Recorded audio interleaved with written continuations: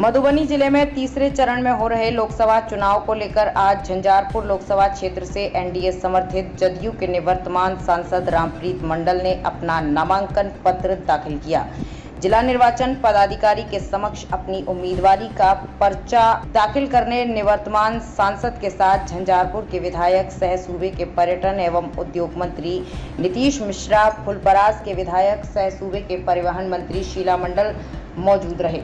नामांकन के उपरांत एनडीए द्वारा टाउन क्लब मैदान में एक चुनावी सभा का आयोजन किया गया था, जिसमें बिहार बीजेपी के प्रदेश अध्यक्ष सह बिहार के उप मुख्यमंत्री सम्राट चौधरी, जदयू के राष्ट्रीय महासचिव सह राज्यसभा सांसद संजय कुमार झा, मंत्री शीला मंडल, नीतीश मिश्रा, पूर्व मंत्री जीवेश मिश्रा, मदन सहनी, मधुबनी के निवर्तमान सांसद डॉक्टर अशोक यादव, विधायक सुधांशु शेखर सहित एनडीए घटक दल के दर्जनों बड़े नेता मंच पर मौजूद थे। सभा को उप मुख्यमंत्री सम्राट चौधरी, संजय झा, मंत्री नीतीश मिश्रा, शीला मंडल व अन्य नेताओं ने संबोधित किया।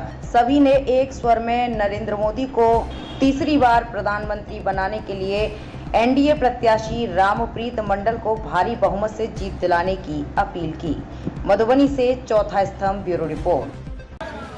कि रामप्रीत मंडल जी उम्मीदवार तो स्वयं हो सकते हैं, लेकिन ये उम्मीदवार दो ही व्यक्ति जो इस देश के नेता है आदरणीय नरेंद्र मोदी जी, उनके उम्मीदवार रामप्रीत मंडल जी हैं।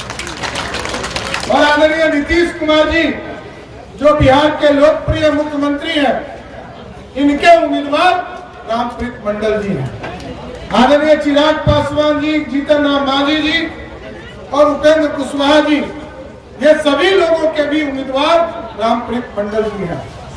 हम साथियों आपसे आग्रह करने आए हैं, ये विकसित भारत, सुंदर भारत और विकसित बिहार बनाना है और इसमें आपकी ताकत की जरूरत है। प्रधानमंत्री जी कहते हैं कि ये देश तभी बढ़ सकता है जब आपका आशीर्वाद मिले। आपके आशीर्वाद से यहाँ सांसद विधायक जीत कर जाए और हम सरकार बनाकर देश को विकसित बना सकते हैं। आज देश के प्रधानमंत्री जी ने कल घोषणा किया, ये जो मोदी की गारंटी है साथियों, उसका स्वरूप संकल्प के तौर पर है। 2019 में जब आपने इस बिहार में 40 की 39 सीट जिताने का काम किया था, तो 234 संकल्प तो इस देश में यशस्वी प्रधानमंत्री जी ने आपके बीच में रखा था और 233 में 222 को हम पूरा कर चुके थे। सीए, ये जो नया कानून है जिससे बाहर में जो अल्पसंख्यक समुदाय, चाहे वो पाकिस्तान, बांग्लादेश, अफगानिस्तान में जो अल्पसंख्यक लोग थे, उनको भारत में लाकर उसको नागरिकता देना था। इसका मतलब है कि 234 में से 223 संकल्प को पूरा नरेंद्र मोदी की सरकार ने किया। इसका मतलब है कि 96% मार्क मोदी सरकार को मिला साथियों। यह है ताकत और आपने दिया है ताकत, क्योंकि दूसरे तरफ तो लोग ये हैं, वो सपना दिखाते हैं साथियों। 15 साल तक लालू प्रसाद जी का राज रहा गया। कांग्रेस पार्टी लगभग 55 वर्षों तक इस देश में सत्ता में भागीदार रही। आप याद कीजिए, कोई सपना नहीं देखता था। कांग्रेस पार्टी के ही प्रधानमंत्री कहते थे कि मैं 1 रुपया भेजता हूं, 15 पैसा ही मधुबनी पहुंचता है, झंझारपुर पहुंचता है। लेकिन आज देश के प्रधानमंत्री जी ने 350 योजना में ऐसी व्यवस्था खड़ा किया है कि प्रधानमंत्री जी यदि 100 रुपया भेजते हैं तो झंझारपुर लोकसभा में 100 रुपया पहुंचने का काम करता है। और कुछ लोग तो ऐसे सनातन का विरोधी है।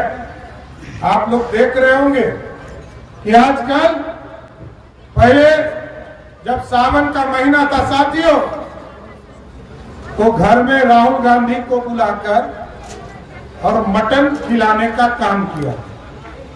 और उनके पिताजी को तो मटन खाने का आदत था नहीं, उनको क्या खाने का आदत था? चारा खाने का आदत था। क्या खाने का आदत था? खा रहे थे मटन। और उसी तरह साथियों, लालू जी कहते थे हम गरीब के बेटा हैं।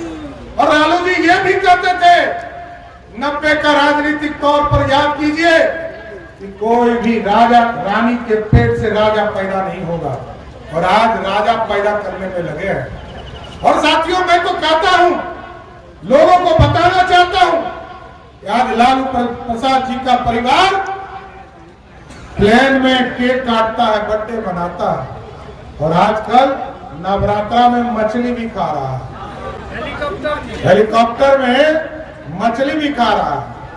तो गरीब आदमी ये सोच सकता है क्या? तो साथियों, मैं ये कहना चाहता हूं, ये लोग किसी को कुछ नहीं देने वाले हैं, और इसलिए नहीं देने वाले हैं, याद कीजिए, हम लोग के साथ संजय झा जी मंत्री थे, रामप्रीत पासवान जी मंत्री थे, मदन सहनी जी अभी हम लोग मंत्री थे। 2022 में भी जातीय जनगणना हमने किया। 20 जून 2022 को जातीय सर्वे का काम हम लोगों ने शुरू किया, और राजद वाले ने कहा कि हमने इसको शुरू करा था। और जातीय जनगणना का मतलब क्या है? जातीय सर्वे कराकर वो सिर्फ ये दिखाना चाहते हैं कि संख्या तो बता दिया, लेकिन वो ये नहीं बता रहे कि हिस्सेदारी कैसे मिलेगी। वो ये कह रहे हैं कि लालू प्रसाद जी के परिवार में यदि जन्मोगे तभी तुमको हिस्सा मिलेगा। पहले कहा मेरी पत्नी राबड़ी देवी को मुख्यमंत्री बनाओ, उनको मुख्यमंत्री बना दिया। फिर कहा मेरा बेटा क्रिकेट नहीं खेल पाया, ये पानी ढोता, इसको उप मुख्यमंत्री बनाओ, उसको बना दिया। फिर कहा मेरा दूसरा बेटा, जो बड़ा बेटा है, ये अपनी पत्नी को मारता है, अत्याचार करता है, इसको मंत्री बना दो, उसको बना दिया। फिर कहा कि मेरी बेटी लोकसभा का चुनाव हार गई, अब उसको राज्यसभा भेज दो, फिर लोकसभा का चुनाव लड़ा।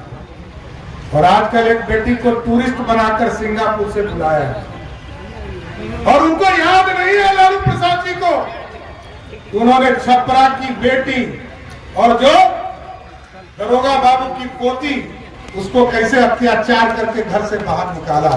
छपरा की बेटी, बिहार की बेटी को लालू प्रसाद जी का परिवार घर से बाहर निकालता है साथियों, लेकिन टूरिस्ट बेटी जो दुनिया में बाहर रहती है, ऐसो आराम का जीवन जीती है, उसको कहते हैं कि आके लोकसभा बनाओ।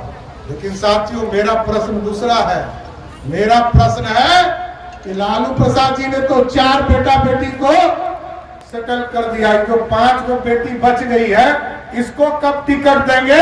भाजपा तब तक न्याय मांगते रहेगी जब तक वो 5 बेटी को न्याय नहीं देंगे।